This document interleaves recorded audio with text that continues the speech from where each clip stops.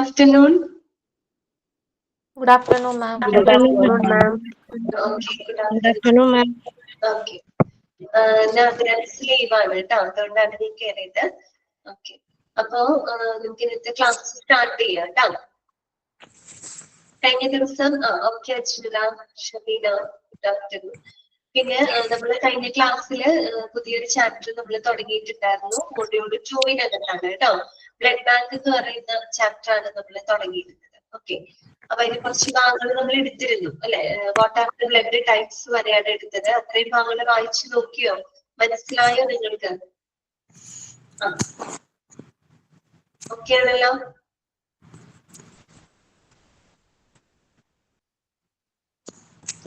അപ്പൊ ശരി, അപ്പൊ നമുക്ക് ബാക്കിയുള്ള ഭാഗങ്ങൾ നോക്കാം കേട്ടോ. അപ്പൊ ഞാൻ ചോദിക്കട്ടെ, നമ്മുടെ സിഫിലിസ് എന്താ പറയാ, which bacteria that is syphilis is caused by which bacteria എന്ന് പറയാമോ? Syphilis that is caused by the bacteria, which bacteria? ഏത് ബാക്ടീരിയ ആണത്? ഒരാളൊന്ന് പറഞ്ഞേ. ജിഷാഷിനു, okay. Treponema pallidum, okay, correct ആണ് കേട്ടോ ഷബീന. ട്രിപ്പോണിമ പാലിഡം. അപ്പൊ അത് മനസ്സിലായെന്ന് വിചാരിക്കുന്നു. അതുപോലെ the factor that determines the positive or negative part of the blood, ഏതാണത്? which factor that determines the positive or negative part of the blood group? ഏതാണ്? RH factor. RH കേട്ടോ, കറക്റ്റ് ആണ്. റീസസ് ഫാക്ടർ അല്ലെ. പിന്നെന്തായിരുന്നു നമ്മൾ പഠിച്ചത്? Okay, ഒരു average മനുഷ്യന്റെ ബോഡിയിൽ എത്ര ലിറ്റർ ആണ് ബ്ലഡ് ഉണ്ടാവുക? ആവറേജ് മനുഷ്യന്റെ 5 ലിറ്റർ. 5 ലിറ്റർ കേട്ടോ. Then what is the ideal location? Where is the ideal location of a blood bank? Ground floor. Ground floor. Okay. എളുപ്പമുള്ള കാര്യങ്ങളല്ലേ, ഒക്കെ നമ്മൾ കഴിഞ്ഞ ക്ലാസ്സിൽ ഡിസ്കസ് ചെയ്തതാണ് കേട്ടോ. ബാക്കിയുള്ള ഭാഗങ്ങൾ നമുക്ക് നോക്കാം. ഓൾറെഡി കൊടുക്കുന്നത് കേട്ടോ.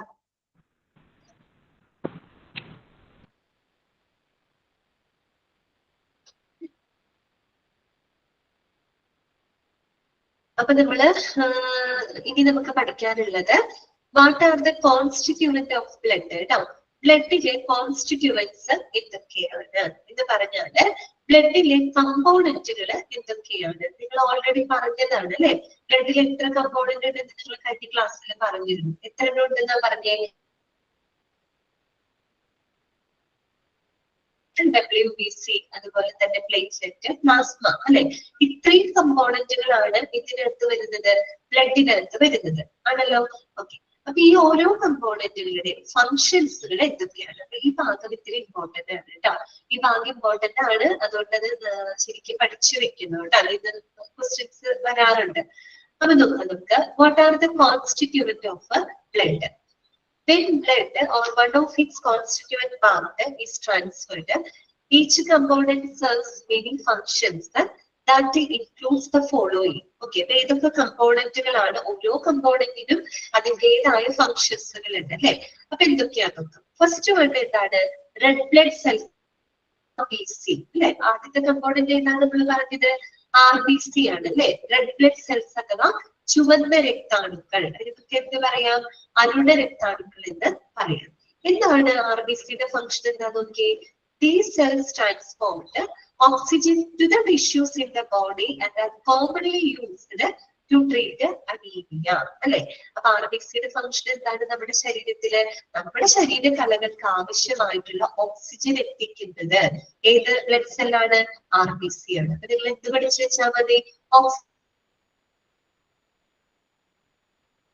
Oxygen transportation. അതായത് നമ്മുടെ ശരീരത്തിലെ ശരീരകലകൾക്ക് ആവശ്യമായിട്ടുള്ള ഓക്സിജനെ സപ്ലൈ ചെയ്യുന്നത് ആരാണ്?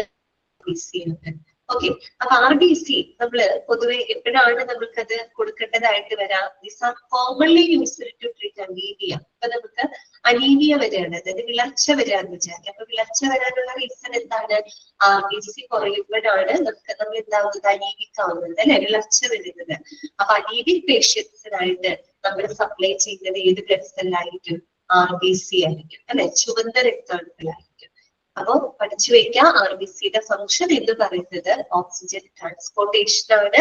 ഇനി എന്തിനാണ് പൊതുവെ ഉപയോഗപ്പെടുത്തുന്നത്? It is commonly used to treat the anaemia. Anaemia എന്ന് പറഞ്ഞാൽ എന്താണ്?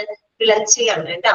ഓക്കെ, നെക്സ്റ്റ് വരുന്നതാണ് പ്ലേറ്റ്ലെറ്റ്. ഓക്കെ, ഒരു മിനിറ്റ് കേട്ടോ, ഒരു മിനിറ്റ് ഇതിനിപ്പോ വരാം.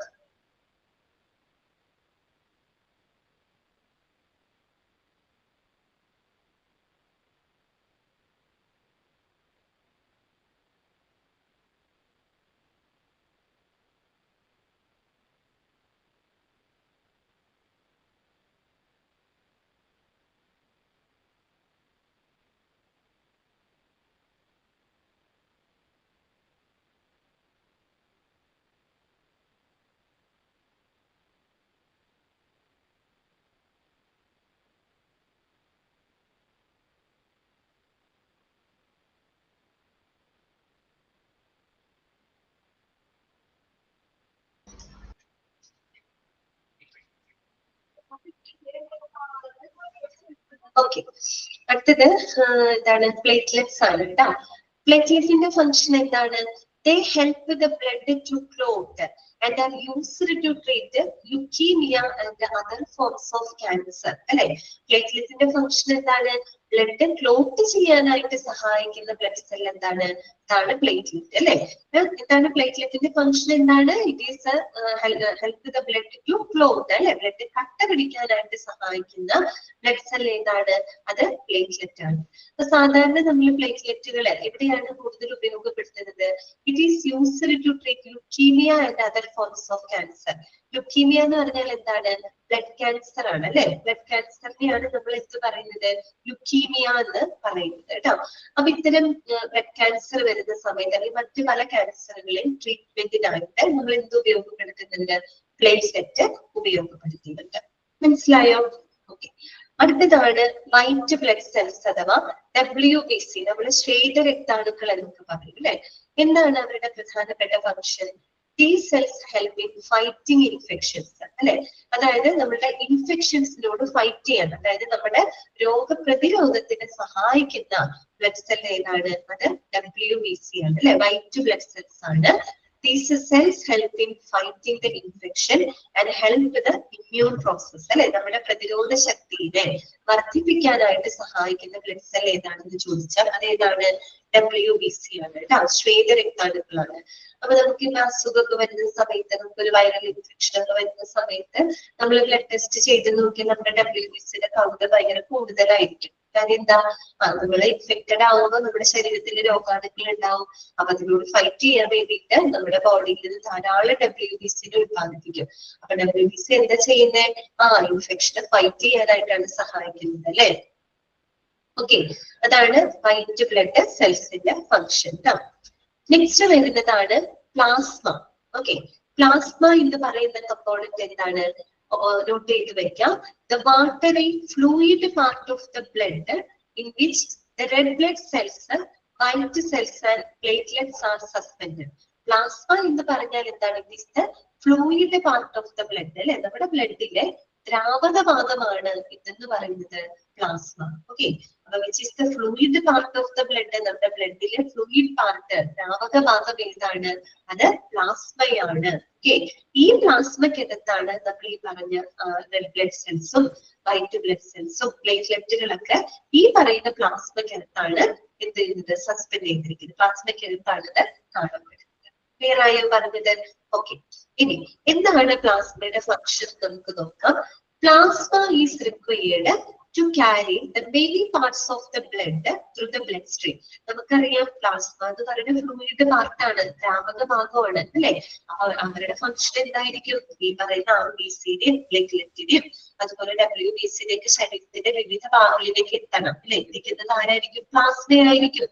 കാരണം അത് ഫ്ലൂയിഡ് പാർട്ടാണ്. ഇങ്ങനെ ഒട്ടിക്ക് നടന്നുകൊണ്ടാണ് അതിനകത്തുള്ള എന്താണ് ഈ പറയുന്ന ബ്ലഡ് സെല്ലുകളെയൊക്കെ നമ്മുടെ ശരീരത്തിന്റെ വിവിധ ഭാഗങ്ങളിലോട്ട് എത്തിക്കുന്നത്. അപ്പൊ അതാണ് അവിടെ പറഞ്ഞിരിക്കുന്നത്. Plasma is required to carry the many parts of the blood through the blood stream. Blood സ്ട്രീമിലൂടെ നമ്മുടെ ശരീരത്തിന്റെ വിവിധ ഭാഗങ്ങളിലേക്ക് ബ്ലഡ് സെല്ലുകൾ എത്തിക്കുന്നത് ആരാണ്? പ്ലാസ്മയാണ്. കാര്യം അതെന്താണ്?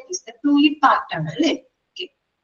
അത് കൂടാതെ പ്ലാസ്മ പെർഫോംസ് മെനി ഫങ്ഷൻസ്. പ്ലാസ്മയുടെ ഫങ്ഷൻസുകൾ എന്തൊക്കെയാന്ന് നോക്കാം. അത് വായിക്കുന്നതിന് മുൻപായിട്ട് ഒരു കാര്യം നിങ്ങൾ അറിഞ്ഞിരിക്കുക. പ്ലാസ്മയ്ക്കകത്ത് പ്രധാനമായിട്ടും 3 പ്രോട്ടീനുകളാണ് ഉള്ളത്. ഒന്ന് വേണമെങ്കിൽ എവിടെയെങ്കിലും നിങ്ങൾ നോട്ട് ചെയ്ത് വെച്ചിട്ട് പറയുന്ന കാര്യം നിങ്ങൾ നിങ്ങളുടേതായ ലാംഗ്വേജിൽ എഴുതി വെച്ചാൽ മതി കേട്ടോ. അതായത് പ്ലാസ്മയ്ക്കകത്ത് 3 പ്രോട്ടീൻസ് ഉണ്ട്. അപ്പൊ നിങ്ങൾ വേണമെങ്കിൽ ഇങ്ങനെ പ്ലാസ്മ എന്ന് എഴുതിയിട്ട് ജസ്റ്റ് ഇങ്ങനെ ഒരു 3 ഏരോ പോലെ ഇട്ടോ. ഓക്കെ, പ്ലാസ്മ എന്ന് എഴുതിയിട്ട് ഒരു 3 ഏരോസ് താഴെ എഴുതി കൊടുക്കുക. ഇതൊക്കെയാണ് 3 പ്ലാസ്മ പ്രോട്ടീൻസ്. ഫസ്റ്റ് വരുന്നത് ആൽബുമിൻ ആണ് കേട്ടോ. ഇതാണ് ആൽബുമിൻ.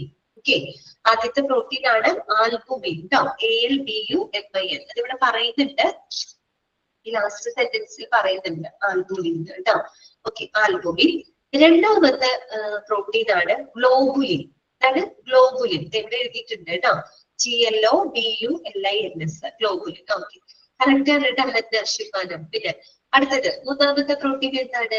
ഫൈബ്രിനോജൻ. ഇതാണ് ഫൈബ്രിനോജൻ. FIBRINOGEN fibrinogen. ഓക്കെ, എഴുതി വെച്ചോ, എഴുതി വെച്ചോ കേട്ടോ. നിങ്ങൾക്ക് എപ്പോഴെങ്കിലും വായിക്കുമ്പോൾ ഉപകാരപ്പെടുന്നത്.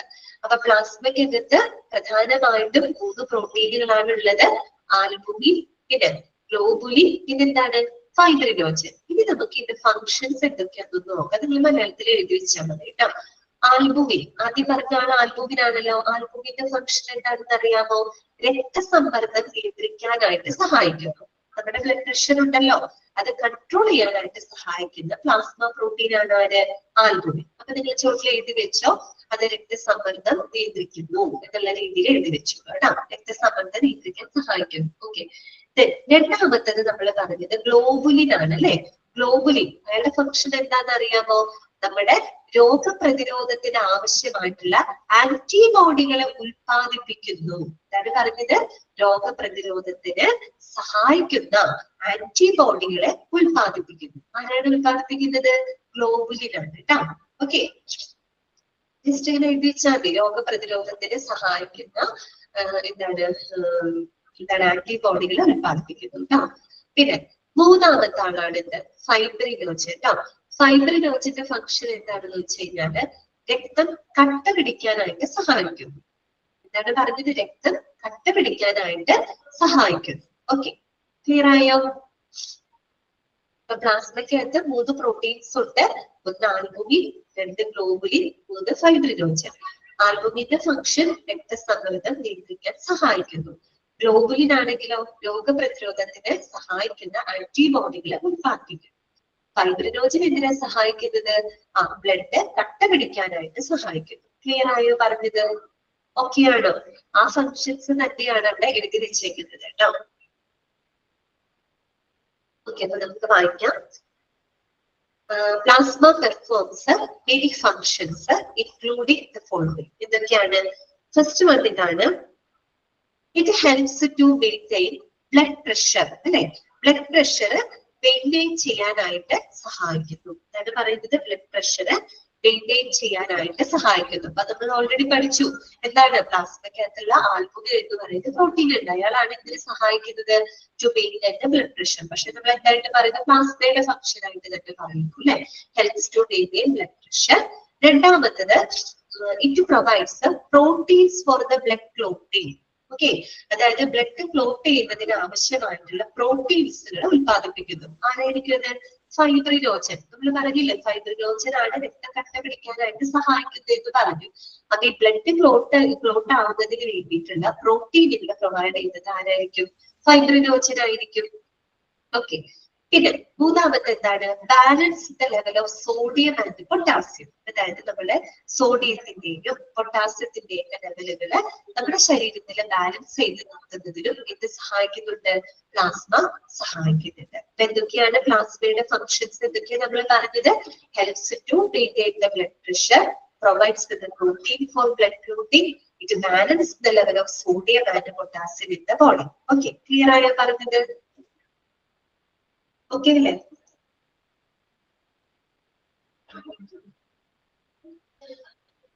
നെക്സ്റ്റ് വരുന്നതാണ്, ചെറിയൊരു കോൾഡ് ഉണ്ട്, അതുകൊണ്ട് ചെറിയൊരു ബുദ്ധിമുട്ടുണ്ട് കേട്ടോ. ഒരു മിനിറ്റ്.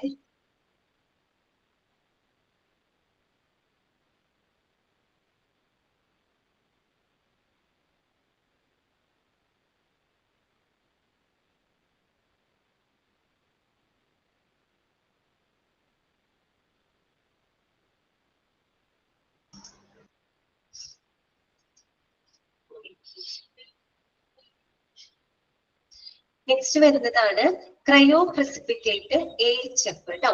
ക്രയോ പ്രസിപ്പിറ്റേറ്റ് AHF അതെന്താണ്? AHFന്റെ എക്സ്പാൻഷൻ ആണ് അവിടെ എഴുതിയിരിക്കുന്നത്. Anti haemophilic factor. അതാണ് ആന്റി ഹീമോഫിലിക് ഫാക്ടർ. എന്താണ്? അതും പ്ലാസ്മയിൽ വരുന്ന ഒരാളാണ് കേട്ടോ. അത് എന്താണെന്ന് നോക്കാം, അതിന്റെ ഫംഗ്ഷൻ എന്താണെന്ന് നോക്കാം. Cryo precipitate AHF, the portion of the plasma that contains the clotting factors that help to control bleeding. എന്താണ് പറയുന്നത്? പ്ലാസ്മയുടെ തന്നെ ഒരു ഭാഗമാണ് ഇത് ക്രയോ പ്രസിപ്പിറ്റേറ്റ് AHF എന്ന് പറയുന്നത് അല്ലെ. പ്ലാസ്മയുടെ തന്നെ ഒരു ഭാഗമാണ്. അതെന്താണ്? It contains the clotting factors that help to control bleeding അല്ലെ. ബ്ലീഡിംഗ് കൺട്രോൾ ചെയ്യുന്നതിനായിട്ട് ക്ലോട്ടിംഗ് ഫാക്ടേഴ്സിനെ ഉത്പാദിപ്പിക്കുന്ന പ്ലാസ്മയുടെ ഭാഗമാണിത് ക്രയോ പ്രസിപ്പിറ്റേറ്റ് AHF. ചുരുക്കി പറഞ്ഞാല് നമ്മൾ നേരത്തെ പ്ലാസ്മയിൽ ഒരു പ്രോട്ടീനെ പറഞ്ഞില്ലേ, ഫൈബ്രിനോജനെ പറ്റി പറഞ്ഞില്ലേ. ആ ഒരു ഫൈബ്രിനോജനെ ഉത്പാദിപ്പിക്കുന്നത് ആരാണ്? ക്രയോ പ്രസിപ്പിറ്റേറ്റ് AHF ആണ്. മനസ്സിലായത്? പ്ലാസ്മയ്ക്ക് അകത്തൊരു ഭാഗമുണ്ട്, അതേതാണ്? Cryo precipitate AHF. ആ ഒരു ഭാഗമാണ് ഫൈബ്രിനോജൻ എന്ന് പറയുന്ന ആ ഒരു പ്രോട്ടീനെ ഉത്പാദിപ്പിക്കുന്നത്. ആ ഒരു പ്രോട്ടീന്റെ ഫംഗ്ഷൻ എന്താണ്? ബ്ലഡ് ക്ലോട്ട് ചെയ്യാനായിട്ട് സഹായിക്കുന്നതാണ്. ഓക്കെ, ക്ലിയർ ആയോ പറഞ്ഞത്? മനസ്സിലായോ? ക്രയോ പ്ലാസ്മയുടെ ഒരു പോർഷൻ ആണ് ഇത് ക്രയോ പ്രസിപ്പിറ്റേറ്റ് AHF. അത് ഉത്പാദിപ്പിക്കുന്നതാണ് ഇത് ഫൈബ്രിനോജൻ. ഓക്കെ, ആ ഫൈബ്രിനോജൻ എന്തിനെ സഹായിക്കുന്നുണ്ട്? ബ്ലഡ് ക്ലോട്ട് ചെയ്യാനായിട്ട് സഹായിക്കും. ക്ലിയർ ആണല്ലോ? ഇനി എന്താ പറയുന്നത്? Albumin, immunoglobulin, clotting factor concentrate may also be separated and processed for the transfusion. നമ്മൾ ഈ പറയുന്ന പ്ലാസ്മ പ്രോട്ടീനുകളെ സെപ്പറേറ്റ് ആയിട്ട് തന്നെ നമ്മൾ എവിടെ സ്റ്റോർ ചെയ്യുന്നുണ്ട്? ബ്ലഡ് ബാങ്കിൽ സ്റ്റോർ ചെയ്യുന്നുണ്ട്. നമ്മൾ പറഞ്ഞല്ലോ എല്ലാ കമ്പോണന്റ്, RBC ഒരു കമ്പോണന്റ്, WBC, പ്ലേറ്റ്ലെറ്റ്, അങ്ങനെ എല്ലാം നമ്മൾ സെപ്പറേറ്റ് കമ്പോണന്റുകളായിട്ടാണ് സ്റ്റോർ ചെയ്ത് വെക്കുന്നത്. എന്നതുപോലെ പ്ലാസ്മയിലെ പ്രോട്ടീനുകൾ, അതായത് ആൽബുമിൻ, ഗ്ലോബുലിൻ, ഫൈബ്രിനോജൻ അങ്ങനെയുള്ള പ്ലാസ്മ പ്രോട്ടീനുകളെയും നമ്മൾ സെപ്പറേറ്റ് ആയിട്ട് തന്നെയാണ് ഇവിടെ സ്റ്റോർ ചെയ്ത് വെക്കുന്നത്, ബ്ലഡ് ബാങ്കിൽ സ്റ്റോർ ചെയ്ത് വെക്കുന്നത്. ഇത്രയാണ് നമുക്ക് പഠിക്കാനുള്ള കമ്പോണന്റ്. അപ്പൊ ആദ്യം നമ്മൾ പറഞ്ഞത് RBC. RBCയുടെ ഫംഗ്ഷൻ എന്താണ്? Oxygen transportation. WBCയുടെ ഫംഗ്ഷൻ എന്താണ്? Help to fight the infection. ഇൻഫെക്ഷനോട് ഫൈറ്റ് ചെയ്യാനായിട്ട് സഹായിക്കുന്നു. ഹെൽപ്പ് ദ ഇമ്മ്യൂൺ പ്രോസസ്സിനെ സഹായിക്കുന്നു. ഓക്കെ, പ്ലേറ്റ്ലെറ്റിന്റെ ഫംഗ്ഷൻ എന്താണ്? It help the blood to clot അല്ലെ, ബ്ലഡ് ക്ലോട്ട് ചെയ്യാനായിട്ട് സഹായിക്കുന്നു. പിന്നെ പ്ലാസ്മയുടെ 3 ഫംഗ്ഷൻസ് ആണ് അവിടെ എഴുതിയിരിക്കുന്നത്. ഇനി നിങ്ങൾക്ക് ചോദിക്കാവുന്ന ഒരു കൺഫ്യൂസിംഗ് ക്വസ്റ്റ്യൻ ആണ്. നിങ്ങളൊന്ന് കേട്ട് മനസ്സിലാക്കിയിട്ട് ആൻസർ പറയാം കേട്ടോ. ചോദിക്കുന്ന ഒന്ന് ശ്രദ്ധിക്കാം കേട്ടോ. Which blood cell that is responsible for the blood clotting? ഇത് ആൻസർ പറയാമോ? The blood cell that is responsible for the blood clot. ഏതാണ് ഉത്തരം വരിക?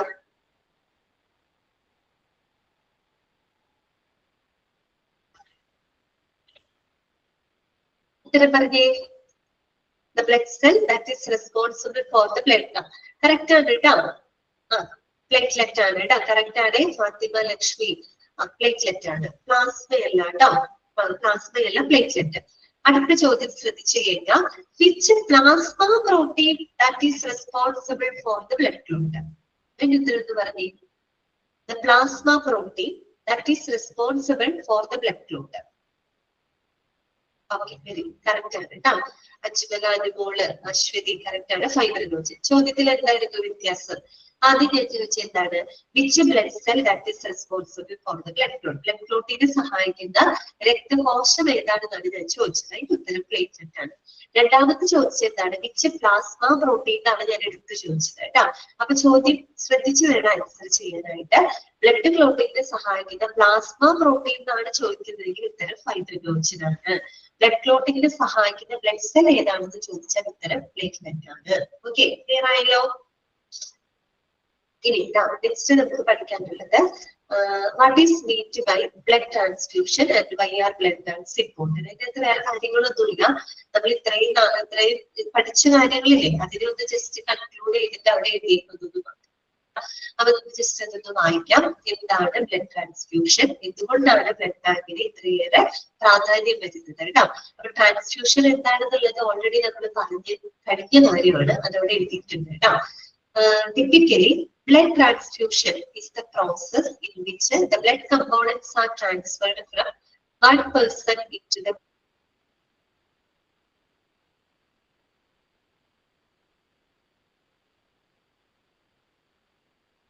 blood components are transferred from one person. That means ഒരു ഡോണറിൽ നിന്ന് into the bloodstream of another person. ഒരു സ്വീകർത്താവിലോട്ട് blood transfer ചെയ്യുന്ന ഒരു പ്രോസസ്സിനെയാണ് നമ്മൾ എന്ത് പറയുന്നത്, ട്രാൻസ്ഫ്യൂഷൻ എന്നതുകൊണ്ട് ഉദ്ദേശിക്കുന്നത്. ഓക്കെ, ഇനി it comes into as a life-saving process for the recipient when there is a large loss of blood cells through bleeding or depression of the bone marrow. അതായത് നമുക്ക് എപ്പോഴാണ് ട്രാൻസ്ഫ്യൂഷൻ ആവശ്യമായിട്ട് വരുന്നത്? ട്രാൻസ്ഫ്യൂഷൻ എന്ന് പറയുന്നത് ഒരു ലൈഫ് സേവിങ് പ്രോസസ് ആണ് അല്ലെ. ശരിക്കും പറഞ്ഞാൽ നമ്മളുടെ ഒരു ലൈഫ് സേവിങ് പ്രോസസ് ആണ് ബ്ലഡ് ട്രാൻസ്ഫ്യൂഷൻ എന്ന് പറയുന്നത്. എപ്പോഴാണ് നമുക്കത് ആവശ്യമായിട്ട് വരുന്നത്?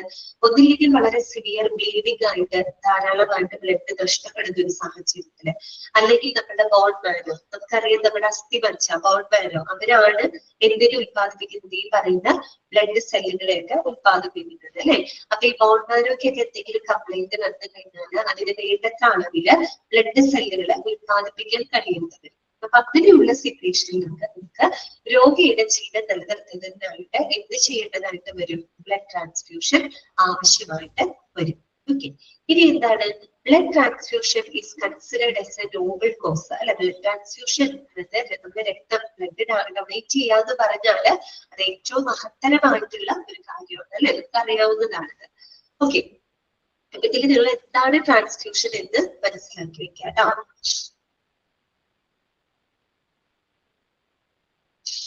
നെക്സ്റ്റ് വരുന്നത് പിന്നെ നമുക്ക് അടുത്തത് അറിയുന്നത് why are blood banks important. Blood bank എന്തുകൊണ്ടാണ് ഇത്ര ഇമ്പോർട്ടന്റ് ആവാനുള്ള റീസൺ എന്താണ് നോക്കാം. Blood bank services okay Anu, കുഴപ്പമില്ല കേട്ടോ. ഓക്കെ കുഴപ്പമില്ല, വീട്ടിലേക്ക് കയറാൻ സമയമില്ലേ. അപ്പൊ നോക്കാം, blood bank services actors. Okay, അടുത്തത് blood bank services act as the universal point as they collect, test and store all types of blood. ഇതൊക്കെ അറിയാലോ, നമ്മൾ പഠിച്ചതാണ് അല്ലെ. ബ്ലഡ് ബാങ്ക് സർവീസസ് എന്ന് പറഞ്ഞാൽ അതൊരു വലിയൊരു സേവനമാണ് അവർ ചെയ്യുന്നത്. അവർ പല തരത്തിലുള്ള ബ്ലഡ് അവർ കളക്ട് ചെയ്യുന്നു, സ്റ്റോർ ചെയ്യുന്നു, ആവശ്യക്കാർക്ക് വിതരണം ചെയ്യുന്നു അല്ലെ. ഇപ്പൊ ബ്ലഡ് ബാങ്കിന്റെ സേവനങ്ങൾ എന്ന് പറഞ്ഞാല് ഒരു യൂണിവേഴ്സൽ സർവീസ് ആയിട്ട് തന്നെയാണ് ഇതിനെ കണക്കാക്കുന്നത്. Okay, they watchfully screen test the blood for any signs of infection. ഇതൊക്കെ നമ്മൾ പഠിച്ചതാണ് അല്ലെ. ഏതെങ്കിലും തരത്തിലുള്ള ഇൻഫെക്ഷൻസ് ഉണ്ടോ എന്നത് അറിയാനുള്ള സ്ക്രീൻ ടെസ്റ്റുകളും കാര്യങ്ങളൊക്കെ ബ്ലഡ് ബാങ്കിനകത്ത് ചെയ്യുന്നുണ്ട്. Other than screening of infection, they also check the blood type, whether the type A, B, AB or O, and whether it's a RH negative or RH positive അല്ലെ. അതുകൂടാതെ ഇതൊക്കെ ടെസ്റ്റുകൾ നടത്തുന്നുണ്ട്. ബ്ലഡ് ടൈപ്പുകൾ അല്ലെ, blood group അറിയാനുള്ള ടെസ്റ്റുകൾ ചെയ്യുന്നുണ്ട്. A ആണോ, ബി ആണോ, എ ബി ആണോ, ഒ ആണോ എന്ന് അറിയാനുള്ള ടെസ്റ്റുകൾ അല്ലെ. പിന്നെ പോരാത്തതിന് നമ്മൾ എന്തും കൂടി ടെസ്റ്റ് ചെയ്യുന്നുണ്ട്, RH ഫാക്ടർ കൂടെ അവിടെ ടെസ്റ്റ് ചെയ്യുന്നുണ്ട്. ഓക്കെ, പിന്നെന്താണ് compatibility testing is done to find out if a particular unit of blood can be transferred safely into a certain patient. അതുകൂടാതെ നമ്മൾ എന്ത് ചെയ്യുന്നുണ്ട്, കമ്പാറ്റബിലിറ്റി ടെസ്റ്റിംഗ് ചെയ്യുന്നുണ്ട് അല്ലെ. അതായത് നമുക്കറിയാം എല്ലാവർക്കും എല്ലാ ബ്ലഡ് ഗ്രൂപ്പ് കൊടുക്കാൻ, എല്ലാവർക്കും എല്ലാം സ്വീകരിക്കാനൊന്നും പറ്റില്ല അല്ലെ. അപ്പൊ കറക്റ്റ് ആയിട്ട് നമ്മൾ ഗ്രൂപ്പ് ഒക്കെ മാച്ച് ചെയ്തിട്ട് വേണം ഇത് ചെയ്യാനായിട്ട്, ബ്ലഡ് ട്രാൻസ്ഫ്യൂഷൻ നടത്താനായിട്ട്. അപ്പൊ അത്തരത്തിലുള്ള കമ്പാറ്റബിലിറ്റി ടെസ്റ്റിംഗുകളും ഇവിടെ നടക്കുന്നുണ്ട്, ബ്ലഡ് ബാങ്കിനകത്ത് നടക്കുന്നുണ്ട്. ഇത്രയും പ്രവർത്തനങ്ങൾ ചെയ്യുന്നത് കൊണ്ട് തന്നെ ബ്ലഡ് ബാങ്കിന്റെ സേവനം എന്ന് പറയുന്നത് it is considered as a universal service ആയിട്ട് തന്നെയാണ് ഇതിനെ കൺസിഡർ ചെയ്യുന്നത്. അത് നമ്മൾ പഠിച്ച കാര്യങ്ങൾ തന്നെയാണ് കേട്ടോ. ഇനി നിങ്ങൾ നോട്ട് ചെയ്ത് വെക്കേണ്ട പോയിന്റ് മൂന്നാമത്തെ പാരഗ്രാഫിനകത്തുണ്ട്, അത് ഇമ്പോർട്ടന്റ് ആണ്, നോട്ട് ചെയ്ത് വെക്കാം. If your blood type is O negative, underline ചെയ്ത് വെക്കാം കേട്ടോ. O നെഗറ്റീവ് ആണെങ്കിൽ you are the universal donor who can transfer your blood to almost everyone. That means which blood group is known as the universal donor? സാർവത്രിക ദാതാവ് എന്നറിയപ്പെടുന്ന blood group ഏതാണ് എന്ന് ചോദിച്ചാൽ നിങ്ങൾ പറയണം എന്താണ്? O നെഗറ്റീവ് ആണ്. എന്താണ്? O നെഗറ്റീവ് കേട്ടോ. Okay, which blood group is known as a universal donor എന്നറിയപ്പെടുന്നത് ഏതാണ്? സാർവത്രിക ദാതാവ് എന്നറിയപ്പെടുന്നത് O നെഗറ്റീവ് ആണ് കേട്ടോ. അതുപോലെ തന്നെ വിച്ച് ബ്ലഡ് ഗ്രൂപ്പ് നോക്കാം, if your blood type is AB positive you act as a universal recipient. അപ്പൊ which blood group is known as a universal recipient? സാർവത്രിക സ്വീകർത്താവ് എന്നറിയപ്പെടുന്ന ബ്ലഡ് ഗ്രൂപ്പ് ഏതാണ്? അത് AB പോസിറ്റീവ് ആണ്. കൃത്യമായിട്ട് പഠിച്ചു വെക്കണം കേട്ടോ. യൂണിവേഴ്സൽ ഡോണർ എന്നറിയപ്പെടുന്നത് O നെഗറ്റീവ് ആണ്.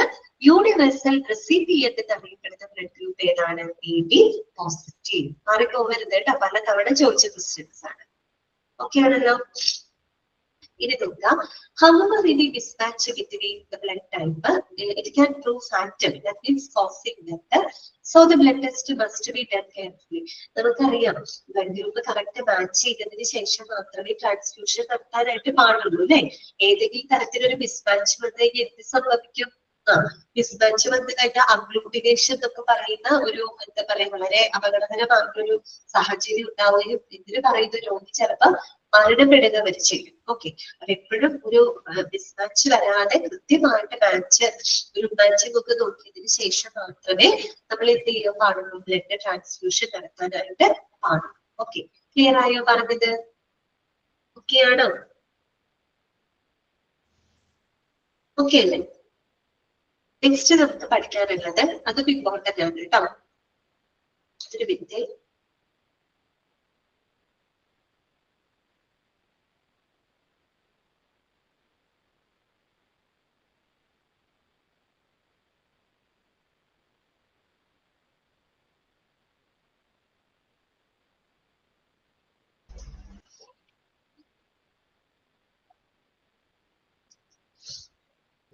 നെക്സ്റ്റ് വരുന്നത് when is blood transfusion needed? എപ്പോഴൊക്കെയാണ് നമുക്ക് ബ്ലഡ് ട്രാൻസ്ഫ്യൂഷൻ ആവശ്യമായിട്ട് വരുന്നത് കേട്ടോ. ഏതൊക്കെ സിറ്റുവേഷനിലാണ് നമുക്ക് ഒരു ബ്ലഡ് ഡൊണേറ്റ് ചെയ്യേണ്ട സാഹചര്യങ്ങൾ വരുന്നത്? അത് ഇമ്പോർട്ടന്റ് ആണ്, ഒന്ന് നോട്ട് ചെയ്ത് വെക്കാം കേട്ടോ. Individuals may require a blood transfusion for variety. Some of them are. എന്തൊക്കെ കാരണങ്ങളാണ്? ഒന്നാമത്തെ പോയിന്റ് ഇതാണ്, to substitute for the lost blood after a serious or surgery. To substitute for the lost blood after a serious or surgery. അതായത് വളരെ serious ആയിട്ടുള്ള ഒരു സർജറിയുടെ ഭാഗമായിട്ട് അല്ലെങ്കിൽ ഒരു സീരിയസ് ആക്സിഡന്റ് സംഭവിച്ചു എന്ന് വിചാരിക്കും. അതുമൂലം ഉണ്ടാകുന്ന ആ ഒരു ബ്ലഡ് ലോസ് അല്ലെ, സിവിയർ ബ്ലീഡിംഗ് ആ ഒരു ബ്ലഡ് ലോസ് വന്നു കഴിഞ്ഞാൽ അത്തരം സിറ്റുവേഷനിൽ നമുക്ക് ആ ഒരു ബ്ലഡ് ലോസിനെ സബ്സ്റ്റിറ്റ്യൂട്ട് ചെയ്യുന്നതിന് വേണ്ടിയിട്ട് എന്ത് ആവശ്യം വരും? നമുക്ക് ട്രാൻസ്ഫ്യൂഷൻ നടത്തേണ്ടതായിട്ട് വരും അല്ലെ. സർജറിക്കൊക്കെ മേജർ സർജറിക്ക് ആണെങ്കിൽ അതിന് മുമ്പേ തന്നെ നമ്മൾ എന്ത് ചെയ്യും? അവർക്ക് മാച്ചിങ് ആയിട്ടുള്ള ബ്ലഡ് ഗ്രൂപ്പ് സെറ്റ് ചെയ്ത് വെക്കും അല്ലെ. കാര്യം നമുക്കറിയാം വലിയ മേജർ സർജറി ഒക്കെ നടക്കുമ്പോൾ ധാരാളമായിട്ട് ബ്ലഡ് ലോസ് വരും. സ്വാഭാവികമായിട്ട് നമുക്ക് അതാണ് ഒരു സാഹചര്യം. രണ്ടാമത്തെ പറയുന്നത് ഡൈജസ്റ്റീവ് ട്രാക്ട് ബ്ലീഡിംഗ് ആണ്. ഡൈജസ്റ്റീവ് ട്രാക്ട് ബ്ലീഡിംഗ് അതായത് നമുക്ക് എന്ത് പറയും? Gastrointestinal bleeding. Digestive system ഒക്കെ നമ്മൾ പഠിച്ചതാണ് അല്ലെ. നമ്മുടെ മൗത്തിൽ നിന്ന് തുടങ്ങുന്നുണ്ട് അല്ലെ. നമ്മുടെ ഈസോഫാഗസ്, നമ്മുടെ സ്റ്റൊമക്ക്, അങ്ങനെയുള്ള ഭാഗങ്ങളെ എല്ലാം അതിനകത്ത് വരുന്നുണ്ട് അല്ലെ. ഡൈജസ്റ്റീവ് ട്രാക്ട് ബ്ലീഡിംഗ് അതായത് ഈ ഡൈജസ്റ്റീവ് ട്രാക്റ്റിലൊക്കെ ഉണ്ടാവുന്ന ഡൈജസ്റ്റീവ് ട്രാക്ട് എന്ന് പറയുമ്പോൾ എന്തും കൂടെ വരുന്നുണ്ട്, നമ്മുടെ ഇൻറ്റസ്റ്റൈൻസ് എല്ലാം വരുന്നുണ്ട്, കുടലും കാര്യങ്ങളൊക്കെ വരുന്നുണ്ട് അല്ലെ. അപ്പൊ അവിടെയൊക്കെ എന്തെങ്കിലും ബ്ലീഡിങ് വന്നു കഴിഞ്ഞാൽ, അത് ചെറിയ രീതിയിലല്ല, സിവിയർ ബ്ലീഡിങ്ങുകളൊക്കെ വന്നു കഴിഞ്ഞാൽ സ്വാഭാവികമായിട്ടും ഒരുപാട് ബ്ലഡ് ലോസ് വരും. അപ്പൊ നമുക്ക് അതിന് സബ്സ്റ്റിറ്റ്യൂട്ട് ചെയ്യാനായിട്ട് ട്രാൻസ്ഫ്യൂഷൻ ആവശ്യമായിട്ട് വരും. ഓക്കെ, അതാണ് ഡൈജസ്റ്റീവ് ട്രാക്ട് ബ്ലീഡിങ്. അതുപോലെ ലുക്കീമിയ, ക്യാൻസർ അല്ലെ, ബ്ലഡ് ലുക്കീമിയൊക്കെ ബാധിച്ചു കഴിഞ്ഞാൽ സ്വാഭാവികമായിട്ടും അതിന്റെ ബോൺ മാരോ അല്ലെ, അസ്ഥിമജ്ജയാണ് ഈ പറയുന്ന ബ്ലഡ് സെല്ലുകളൊക്കെ പ്രൊഡ്യൂസ് ചെയ്യുന്നത്. അപ്പൊ ഈ ബോൺ മാരോ വളരെയധികം എന്താവും? ഇമ്പയർഡ് ആവും അല്ലെ. ബോൺ മാരോയുടെ ഫംഗ്ഷനൊക്കെ ആകെ തകരാറിലാവും. അപ്പൊ സ്വാഭാവികമായിട്ടും നമുക്ക് ബ്ലഡ് സെല്ലുകൾ ഉത്പാദിപ്പിക്കാൻ പറ്റാത്തൊരു സാഹചര്യം വരും. അപ്പൊ ഓരോ ബ്ലഡ് സെല്ലുകളുടെയും ഫംഗ്ഷൻസ് നമ്മൾ കണ്ടതാണ് അല്ലെ. അപ്പൊ അതൊക്കെ ഡെഫിഷ്യന്റ് ആയി കഴിയുമ്പോൾ സ്വാഭാവികമായിട്ട് രോഗിയുടെ ജീവൻ നിലനിർത്താനായിട്ട് നമുക്ക് എന്ത് ചെയ്യേണ്ടതായിട്ട് വരും? ട്രാൻസ്ഫ്യൂഷൻ ആവശ്യമായിട്ട് വരും അല്ലെ. ഇതാണ് പറയുന്നത് ലുക്കീമിയ കേസുകൾ കേട്ടോ. അതുപോലെ lack of healthy red blood cells, അതുപോലെ ആരോഗ്യകരമായിട്ടുള്ള RBCയുടെ അഭാവം, അതുപോലും RBC ഒരുപാട് കുറഞ്ഞു പോയ എന്ത് സംഭവിക്കും? അനീമിക് ആവും അല്ലെ? സിവിയർ ആയിട്ട് അനീമിക് ആവും. അനീമിക് ആയി കഴിഞ്ഞാലും അത് പേഷ്യന്റിന്റെ ആരോഗ്യത്തിന് അല്ലെങ്കിൽ അവരുടെ ജീവന് ഭീഷണിയാവും അല്ലെ? അപ്പൊ അങ്ങനെയുള്ള സാഹചര്യങ്ങളിൽ നമുക്ക് എന്ത് ചെയ്യേണ്ടതായിട്ട് വരും? ട്രാൻസ്ഫ്യൂഷൻ അവിടെ ആവശ്യമായിട്ട് വരും. അതുപോലെ തന്നെ radiation therapy, chemotherapy or other cancer treatment.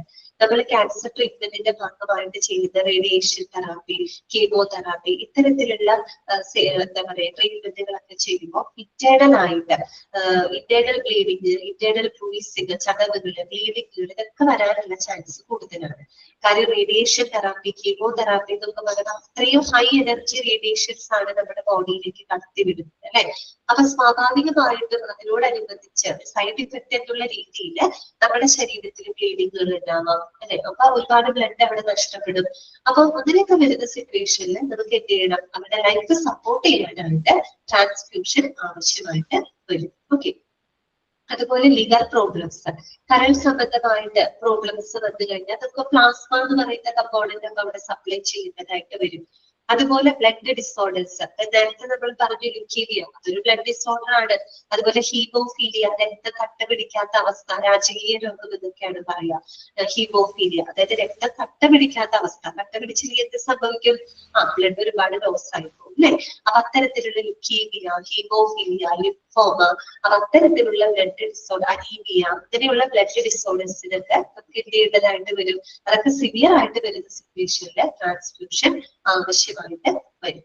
മനസ്സിലായോ? ഇതൊക്കെ സാഹചര്യങ്ങളാണ്. To substitute for the lost blood after a serious surgery.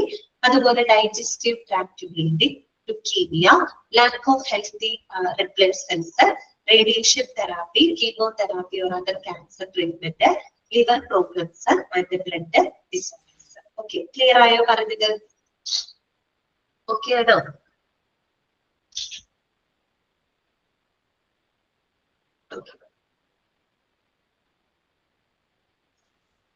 Next വരുന്നത് കേട്ടോ. ഇനി നമുക്ക് പഠിക്കാനുള്ളത് job responsibilities of A blood bank manager ആണ് കേട്ടോ. ഒരു ബ്ലഡ് ബാങ്ക് മാനേജറിന്റെ ജോബ് റെസ്പോൺസിബിലിറ്റീസ് എന്തൊക്കെയാണെന്ന് നമുക്ക് നോക്കാം. ഓക്കെ. അപ്പൊ ആ പേര് കേൾക്കുമ്പോൾ തന്നെ നമുക്കറിയാം മാനേജർ. അപ്പൊ അദ്ദേഹത്തിന് എന്തൊക്കെ റെസ്പോൺസിബിലിറ്റികളാണ് ചെയ്യാനുള്ളത് കേട്ടോ. ഫസ്റ്റ് പോയിന്റ് ഇതാണ്, A blood bank manager act A head of the entire blood bank അല്ലെ? ആ മുഴുവൻ ബ്ലഡ് ബാങ്കിന്റെ ഹെഡ് ആയിട്ട് പ്രവർത്തിക്കുന്നത് ആരായിരിക്കും? ബ്ലഡ് ബാങ്ക് മാനേജർ ആയിരിക്കും. ഓക്കെ. പിന്നെന്താണ്? He or she is at the help of the daily operations at the blood bank, checking expenses, conducting inspections, and working with the third party services. The hand party അല്ല, third party services ആണ്. എന്ന് പറഞ്ഞാല് ഇത് ഈ പറയുന്ന blood bank manager അദ്ദേഹം blood ബാങ്കിൽ നടക്കുന്ന ദൈനംദിന പ്രവർത്തനങ്ങൾക്ക് മുഴുവൻ മേൽനോട്ടം വഹിക്കുന്നത് ആരാണ്? ബ്ലഡ് ബാങ്ക് മാനേജർ ആണ്. ഹെൽപ്പ് എന്ന് പറഞ്ഞാല് മലയാളത്തിൽ ചുക്കാൻ പിടിക്കുക എന്നുള്ള നമ്മൾ പറയില്ലേ? ഒരു പറയില്ലേ, ഡെയിലി നടക്കുന്ന കാര്യങ്ങൾക്ക് മുഴുവൻ ചുക്കാൻ പിടിക്കുന്നത് ആരാണ്? ബ്ലഡ് ബാങ്ക് മാനേജറാണ്. എന്ന് പറഞ്ഞാല് ഒരു ബ്ലഡ് ബാങ്കിൽ നടക്കുന്ന എല്ലാ പ്രവർത്തനങ്ങൾക്കും മേൽനോട്ടം വഹിക്കുന്നത് ആരാണ്? ബ്ലഡ് ബാങ്ക് മാനേജറാണ് കേട്ടോ. എന്തൊക്കെ ചെയ്യുന്നുണ്ട് അദ്ദേഹം? ചെക്കിങ് എക്സ്പെൻസസ് അല്ലെ? ബ്ലഡ് ബാങ്കിന് ഈ പറയുന്ന അവിടുത്തെ എക്സ്പെൻസുകള്, അവിടുത്തെ ചെലവുകൾ അതെല്ലാം കൃത്യമായിട്ട് ചെക്ക് ചെയ്യുന്നു. കണ്ടക്ടിങ് ഇൻസ്പെക്ഷൻസ്, പരിശോധനകളൊക്കെ കണ്ടക്ട് ചെയ്യുന്നു. അതുപോലെ working with third party service, hand അല്ല, third party services. Third party services എന്ന് പറഞ്ഞാൽ നമ്മൾ തുടക്കം പറഞ്ഞില്ലേ, ബ്ലഡ് എസ്റ്റാബ്ലിഷ്മെന്റ് എന്ന് പറഞ്ഞ് നമ്മൾ പഠിച്ചില്ലേ? അതായത് ബ്ലഡ് ഡൊണേഷൻ ഒക്കെ ആയിട്ട് ബന്ധപ്പെട്ട ക്ലബുകള്, ഓർഗനൈസേഷൻസ് ഒക്കെ ഉണ്ടാവും. അപ്പൊ അത്തരത്തിലുള്ള തേർഡ് പാർട്ടി സേവനങ്ങളും ഒക്കെ ആയിട്ട് കുറെ അവരുമായിട്ട് നല്ലോണം സഹകരിച്ച് പ്രവർത്തിക്കാം. ഇതൊക്കെ as A blood bank manager എന്നുള്ള രീതിയിൽ അദ്ദേഹത്തിന്റെ റെസ്പോൺസിബിലിറ്റീസ് ആണ് കേട്ടോ. ഓക്കെ, ക്ലിയർ ആയിരുന്നു പറഞ്ഞത്. പിന്നെന്താണ്? Accountable four selecting, training and guiding task of personnels. Personal എന്ന് പറഞ്ഞാൽ എന്താണ്? സ്റ്റാഫ്. ഒരു മിനിറ്റ് കേട്ടോ.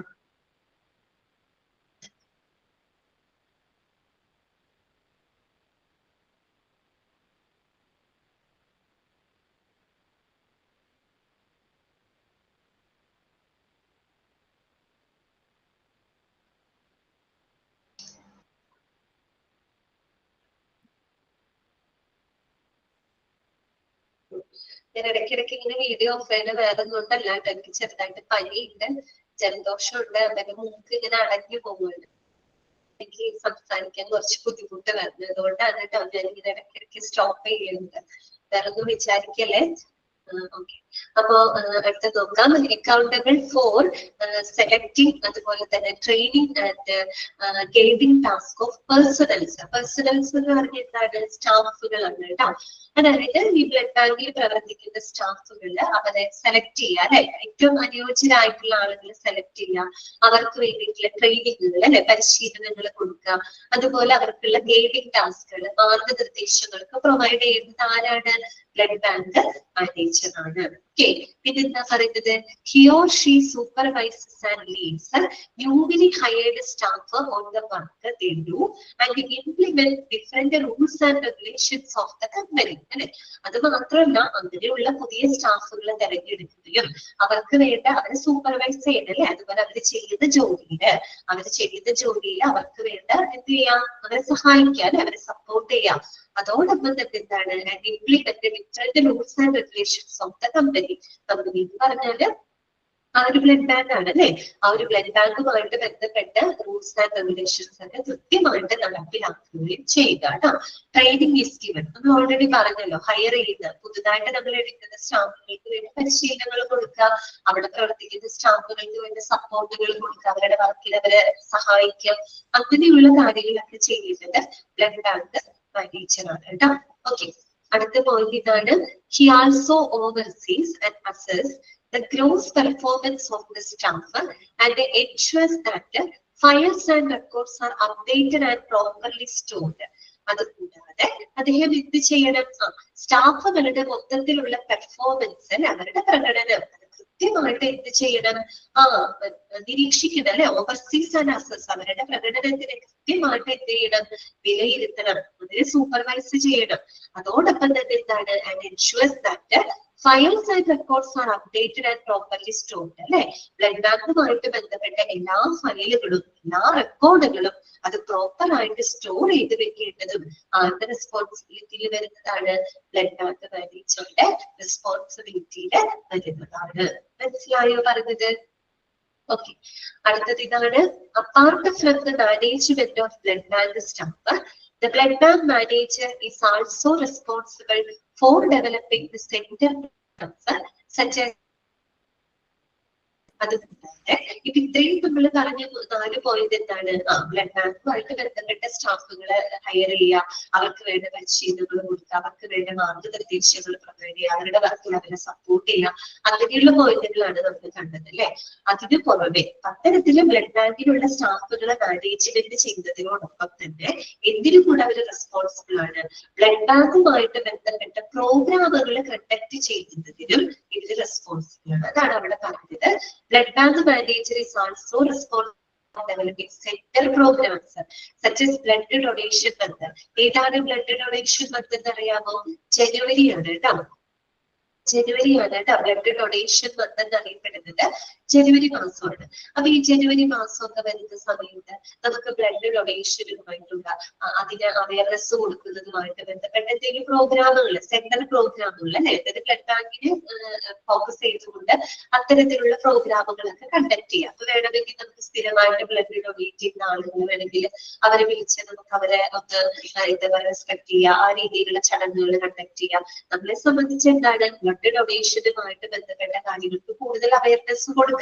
അപ്പൊ അതിന്റെ ഭാഗമായിട്ടൊക്കെ സെന്റർ പ്രോഗ്രാമുകളൊക്കെ അറേഞ്ച് ചെയ്യുന്നതിനുള്ള ഉത്തരവാദിത്വം കൊണ്ട് ബ്ലഡ് ബാങ്ക് മാനേജർക്കുണ്ട്. അത്രയുള്ളൂ. അപ്പൊ എന്തൊക്കെയാണ് നമ്മൾ പറഞ്ഞത്? ഒരു ബ്ലഡ് ബാങ്ക് മാനേജർ എന്ന് പറഞ്ഞാൽ അദ്ദേഹം എൻ്റയർ ബ്ലഡ് ബാങ്കിന്റെ ഹെഡ് ആയിട്ടുള്ള വ്യക്തിയാണ് അല്ലെ. പിന്നെ എന്താണ്? ഒരു ബ്ലഡ് ബാങ്ക് ദൈനംദിന പ്രവർത്തനങ്ങൾക്ക് മുഴുവൻ സൂപ്പർവിഷൻ അല്ലെങ്കിൽ ചുക്കാൻ പിടിക്കുന്നത് ആരാണ്? ബ്ലഡ് ബാങ്ക് മാനേജറാണ്. ബ്ലഡ് ബാങ്കുമായിട്ട് ബന്ധപ്പെട്ട ചെലവുകൾ പരിശോധിക്കുന്നു, അതുപോലെ പരിശോധനകൾ നടത്തുന്നു, ബ്ലഡ് ബാങ്ക് എസ്റ്റാബ്ലിഷ്മെന്റ് സർവീസ് സേവനങ്ങളുമായിട്ട് വളരെയധികം കോപ്പറേറ്റ് ചെയ്ത് പ്രവർത്തിക്കുന്നു.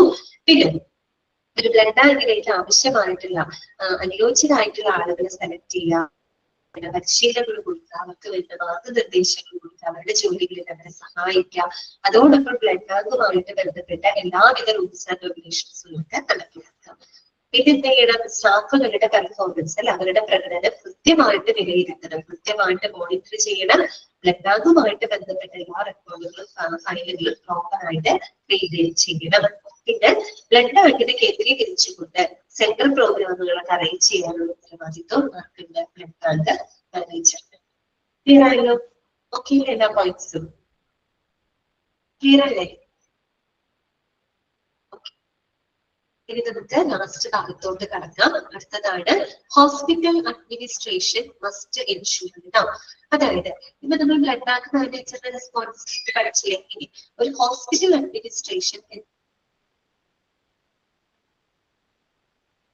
റെസ്പോൺസിബിലിറ്റീസ് എന്തൊക്കെയാണെന്ന് നോക്കാം. ഒന്നാമത്തെ പോയിന്റ് ഇതാണ്, to keep the proper system of blood transfusion protocol. അതായത് നമ്മുടെ ബ്ലഡ് ട്രാൻസ്ഫ്യൂഷനുമായിട്ട് ബന്ധപ്പെട്ട പ്രോട്ടോകോളിന്റെ ശരിയായിട്ടുള്ള സംവിധാനം നിലനിർത്തുക. നമ്മൾ തുടക്കമേ പറഞ്ഞു ബ്ലഡ് ട്രാൻസ്ഫ്യൂഷനുമായിട്ട് ബന്ധപ്പെട്ട് കൃത്യമായിട്ടുള്ള പ്രോട്ടോകോൾ ഉണ്ട് അല്ലെ.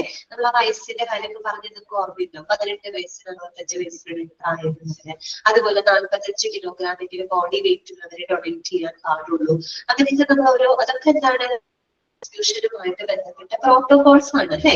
അതുപോലെ ഇൻഫെക്ഷൻസിന്റെ ടെസ്റ്റിംഗ് നടത്തണം, ടെസ്റ്റിംഗ് നടത്തണം, അങ്ങനെയൊക്കെ ഒരുപാട് കാര്യങ്ങളുണ്ട്. അത്തരത്തില് ബ്ലഡ് ട്രാൻസ്ഫ്യൂഷനുമായിട്ട് ബന്ധപ്പെട്ട പ്രോട്ടോകോളുകളുടെ ശരിയായിട്ടുള്ള സംവിധാനം ആ ഹോസ്പിറ്റലിൽ ബ്ലഡ് ബാങ്കിനൊക്കെ നിലനിൽക്കുന്നത് ഉറപ്പുവരുത്തേണ്ടത് ആരുടെ റെസ്പോൺസിബിലിറ്റിയാണ്? അവരുടെ ഹോസ്പിറ്റൽ അഡ്മിനിസ്ട്രേഷന്റെ ഉത്തരവാദിത്തമാണ്. ഓക്കെ, അതാണ് നമ്മുടെ പറഞ്ഞത് കേട്ടോ.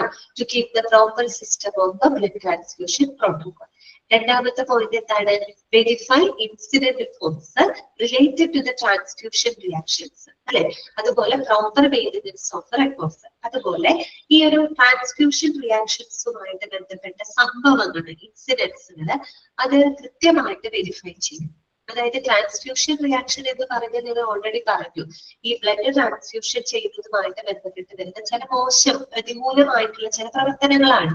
അതായത് ഇപ്പൊ നമ്മൾ ബ്ലഡ് ട്രാൻസ്ഫ്യൂഷൻ നടത്തുമ്പോൾ ചിലപ്പോൾ ചെറിയ രീതിയിൽ ഷിവറിങ്ങോ കോൾഡിനെസ്സോ എന്തെങ്കിലുമൊക്കെ വരാം. ഓക്കെ, ചിലത് വളരെ മൈൽഡ് ആയിട്ടുള്ള റിയാക്ഷൻ തൊട്ട് വളരെ ലൈഫ് ത്രെട്ടനിങ് ആയിട്ടുള്ള റിയാക്ഷൻസ് വരെ നടക്കാറുണ്ട്. അപ്പൊ അത്തരത്തിലുള്ള ട്രാൻസ്ഫ്യൂഷൻ റിയാക്ഷൻസുമായിട്ട് ബന്ധപ്പെട്ട എന്തെങ്കിലും ഇൻസിഡൻസ് കാര്യങ്ങളൊക്കെ റിപ്പോർട്ട് ചെയ്തിട്ടുണ്ടെങ്കിൽ അത് കൃത്യമായിട്ട് വെരിഫൈ ചെയ്യണം. അതോടൊപ്പം എന്താണ്? Proper maintenance of record. നേരത്തെ പറഞ്ഞ കാര്യമാണ്. അതായത് ബ്ലഡ് ബാങ്കുമായിട്ട് ബന്ധപ്പെട്ട എല്ലാ റെക്കോർഡുകളും അത് പ്രോപ്പർ ആയിട്ട് എന്ത് ചെയ്തിരിക്കണം? മെയിൻറ്റെയിൻ ചെയ്തിരിക്കണം കേട്ടോ. അപ്പൊ അതൊക്കെ ആരും ഉറപ്പാക്കുന്നത് ഹോസ്പിറ്റൽ അഡ്മിനിസ്ട്രേഷൻ ഉറപ്പാക്കേണ്ട കാര്യങ്ങളാണ്. പിന്നെ മൂന്നാമത്തെ പോയിന്റ് ഇതാണ്, proper storage of blood and blood product. അതോടൊപ്പം നമ്മുടെ ബ്ലഡ് ബാങ്കിനടുത്ത് കൃത്യമായിട്ട് ബ്ലഡിന്റെ മറ്റു ബ്ലഡ് പ്രോഡക്റ്റിന്റെ പ്രോപ്പർ ആയിട്ടുള്ള സ്റ്റോറേജ് ഉറപ്പാക്കണം. അതായത് കൃത്യമായിട്ട് സ്റ്റോക്ക് ഒക്കെ നിലനിർത്തണം. ഏതെങ്കിലും ബ്ലഡ് കമ്പോണന്റുകൾ തീർന്നു പോയി, ആവശ്യമായിട്ട് വന്നു കഴിഞ്ഞാൽ പെട്ടെന്ന് തന്നെ അത് വാങ്ങി അത് സ്റ്റോക്ക് ചെയ്ത് വെക്കാം. അപ്പൊ ആവശ്യാനുസരണം ഈ ബ്ലഡ് ബാങ്കിനടുത്ത് ബ്ലഡും മറ്റുള്ള ബ്ലഡ് പ്രോഡക്റ്റുകളും പ്രോപ്പർ ആയിട്ട് സ്റ്റോർ ചെയ്ത് വെക്കേണ്ടത്, അത് ഉറപ്പാക്കേണ്ടത് ഹോസ്പിറ്റൽ അഡ്മിനിസ്ട്രേഷന്റെ ഉത്തരവാദിത്വമാണ്. ഓക്കെ, പിന്നെന്താണ് പറയുന്നത്? Department is controlled by the well trained and qualified personal.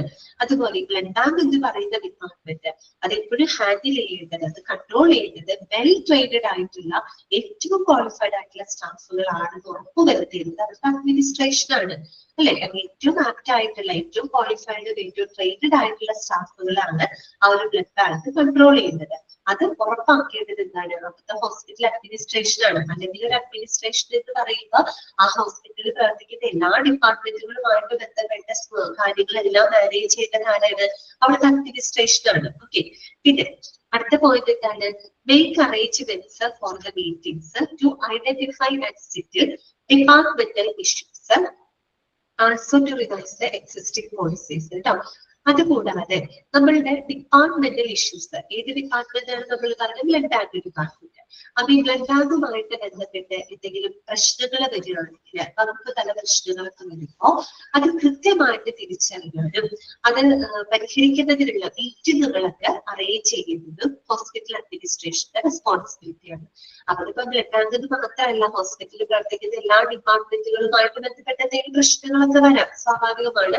അപ്പൊ ആ രീതിയിൽ ഡിപ്പാർട്ട്മെന്റൽ ഇഷ്യൂസ് ഒക്കെ വരുന്ന സമയത്ത് കൃത്യമായിട്ട് ആ ഇഷ്യൂസുകൾ തിരിച്ചറിയാനും അതുപോലെ അതൊക്കെ പരിഹരിക്കുന്നതിന് ആവശ്യമായിട്ടുള്ള മീറ്റിംഗ്സുകളൊക്കെ അറേഞ്ച് ചെയ്തിട്ടുള്ള ഉത്തരവാദിത്തം ഹോസ്പിറ്റൽ അഡ്മിനിസ്ട്രേഷനുണ്ട്. അതുകൂടാണ്ട് also to revise existing policies, നിലവിലുള്ള ചില പോളിസികൾ പരിഷ്കരിക്കുന്നതിനുള്ള ഉത്തരവാദിത്വം ആർക്കുണ്ട്? അഡ്മിനിസ്ട്രേഷനുണ്ട്.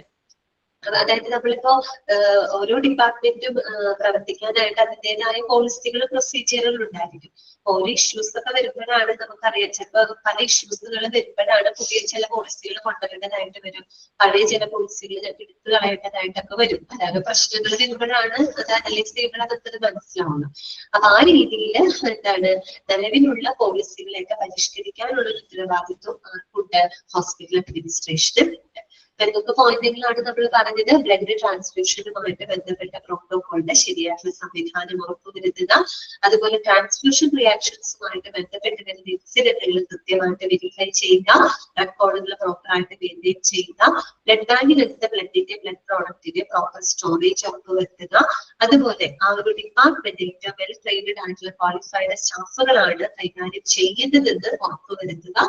പിന്നെ വകുപ്പ് തല പ്രശ്നങ്ങൾ പരിഹരിക്കുന്നതിന് ആവശ്യമായിട്ടുള്ള മീറ്റിംഗുകൾ കണ്ടക്ട് ചെയ്യുക, നിലവിലുള്ള പോളിസികൾ പരിഷ്കരിക്കുക. കാരണം ഉത്തരവാദിത്വമാണ് ഹോസ്പിറ്റൽ അഡ്മിനിസ്ട്രേഷൻ ഉറപ്പാക്കേണ്ട കാര്യങ്ങളാണ് കേട്ടോ. ഇതോടുകൂടിയിട്ട് നമ്മുടെ ബ്ലഡ് ബാങ്ക് എന്ന് പറയുന്ന ചാപ്റ്റർ ഇവിടെ അവസാനിക്കുകയാണ്. ഭയങ്കര എളുപ്പമുള്ള ഒരു ചാപ്റ്റർ അല്ലേ, സിമ്പിൾ ആയിട്ടുള്ള ഒരു ചാപ്റ്റർ ആയിരുന്നു കേട്ടോ. പിന്നെ ഏറ്റവും ഇമ്പോർട്ടന്റ് ആയിട്ടുള്ള ഭാഗങ്ങളൊക്കെ ബ്ലഡിന്റെ കമ്പോണന്റുകൾ ഏതൊക്കെയാണ്, അതിന്റെ ഫങ്ഷൻസ് ഒക്കെ പഠിച്ചു വെക്കണം. അതുപോലെ യൂണിവേഴ്സൽ ഡോണർ ഏതാണ്, യൂണിവേഴ്സൽ റെസിപ്പിയന്റ് ഏതാണ്, ട്രാൻസ്ഫ്യൂഷൻ എന്ന് പറയുന്നത് എന്താണ്, ട്രാൻസ്ഫ്യൂഷൻ ആവശ്യമായിട്ട് വരുന്ന സാഹചര്യങ്ങൾ എന്തൊക്കെയാണ്, പിന്നെ ബ്ലഡ് ബാങ്ക് മാനേജറിന്റെ ഉത്തരവാദിത്തങ്ങൾ. അത് നിങ്ങൾ കാണാപ്പാടൊന്നും പഠിക്കേണ്ട, നിങ്ങളോട് ചോദിക്കുകയാണ് which among the following includes in the responsibility of a blood bank manager. താഴെ പറയുന്നതിൽ ബ്ലഡ് ബാങ്ക് മാനേജറിന്റെ ഉത്തരവാദിത്തത്തിൽ പെടുന്നത് ഏതാണ്, പെടാത്തത് ഏതാണ്, അത് നിങ്ങൾ ചോദിച്ചു കഴിഞ്ഞാൽ നിങ്ങൾക്ക് ആ പോയിന്റ് വാങ്ങിക്കുമ്പോൾ കിട്ടണം. ഓക്കെ, നമ്മുടെ ഹോസ്പിറ്റൽ അഡ്മിനിസ്ട്രേഷൻ ഉറപ്പാക്കേണ്ട കാര്യങ്ങൾ എന്തൊക്കെയാണ്. അപ്പൊ അത്രയും സിമ്പിൾ ആയിട്ടുള്ള ഒരു ചാപ്റ്റർ ആണ്. എളുപ്പമല്ലേ, നിങ്ങൾക്ക് മനസ്സിലായില്ലേ ചാപ്റ്റർ? ക്ലിയർ അല്ലേ? അപ്പോ ഒരു കാര്യം ചെയ്യാണ്, ഇന്നത്തെ ക്ലാസ് അവസാനിപ്പിക്കുകയാണ്. എനിക്ക് അധികം സംസാരിക്കാനായിട്ട് പറ്റുന്നില്ല. അപ്പോ നെക്സ്റ്റ് ക്ലാസ്സിൽ പുതിയൊരു ചാപ്റ്റർ തുടങ്ങാം കേട്ടോ. ഫാർമസി എന്ന് പറയുന്ന ചാപ്റ്റർ നമുക്ക് തുടങ്ങാം. ഈ ഫാർമസിയുടെ ലബോറട്ടറിക്ക് എടുക്കാനുണ്ട്. അപ്പോ ചെറിയ ചാപ്റ്റർ ഇത് തുടങ്ങാന്ന് വെച്ചിട്ടാണ് ബ്ലഡ് ബാങ്ക് സ്റ്റാർട്ട് ചെയ്തത് കേട്ടോ. അപ്പൊ യൂണിറ്റ് ഒന്നിന്റെ ഫസ്റ്റ് ചാപ്റ്റർ വരുന്നുണ്ട്, ഫാർമസി ലബോറട്ടറി ഒക്കെ വരുന്നുണ്ട്. അതൊക്കെ നമുക്ക് അടുത്ത ക്ലാസ്സിൽ എടുക്കാം. ഓക്കെ, ഇത്രയും ഭാഗങ്ങള് നല്ലപോലെ വായിച്ച് മനസ്സിലാക്കി വെക്കാം കേട്ടോ. ഓക്കെ, ഞാനൊന്ന് അൺമ്യൂട്ട് ചെയ്യാണ്. നിങ്ങൾക്ക് എന്തെങ്കിലും സംശയങ്ങൾ ഉണ്ടെങ്കിൽ ചോദിക്കാം കേട്ടോ.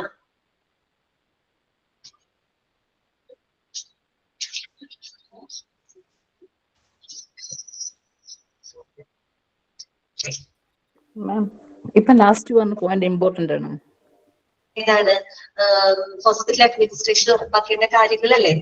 അതെ അതെ, അത് ഇമ്പോർട്ടന്റ് ആണ്. വായിച്ച് മനസ്സിലാക്കി വെച്ചാൽ മതി കേട്ടോ. അതായത് ക്വസ്റ്റ്യൻ പേപ്പറിൽ ഇങ്ങനെ ചോദിക്കാം, താഴെ തന്നിരിക്കുന്നവയിൽ ഹോസ്പിറ്റൽ ഒരു ബ്ലഡ് ബാങ്കിനെ സംബന്ധിച്ച് അഡ്മിനിസ്ട്രേഷൻ ഉറപ്പാക്കേണ്ട കാര്യങ്ങൾ എന്തൊക്കെയാണ് അങ്ങനെ ചോദിച്ചു കഴിഞ്ഞാല് നിങ്ങൾക്ക് അത് ഐഡന്റിഫൈ ചെയ്യാനായിട്ട് പറ്റണം കേട്ടോ. അത്ര വേണ്ടു. ഓക്കെ, നമ്മുടെ ഒബ്ജക്റ്റീവ് ടൈപ്പ് അല്ലേ, അതുകൊണ്ട് കാര്യങ്ങളൊക്കെ മനസ്സിലാക്കി വെച്ചാൽ മതി, മാറിപ്പോകരുത് കേട്ടോ. അപ്പൊ ശരിയല്ല, വേറെ ഡൗട്ട്സ് ഒന്നും ഇല്ലാന്ന് വിചാരിക്കുന്നു. നെക്സ്റ്റ് ക്ലാസ്സിൽ കാണാം. Thank you. Thank you. Ma'am.